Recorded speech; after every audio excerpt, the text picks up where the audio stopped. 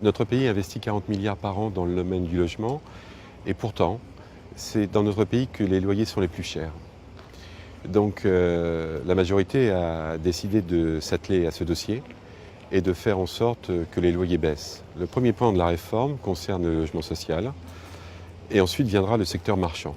Mais pour le logement social, l'objectif a été de créer une réduction de loyer de solidarité afin que ces loyers puissent enregistrer une baisse et que le logement social soit un exemple pour la France, comme il l'a toujours été.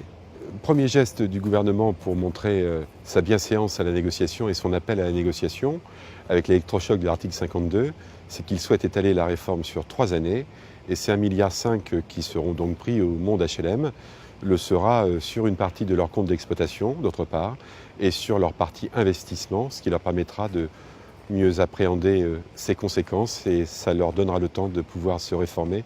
Maintenant, et c'est l'objet de l'amendement du gouvernement, les attendus de la négociation sont posés et la négociation se poursuit.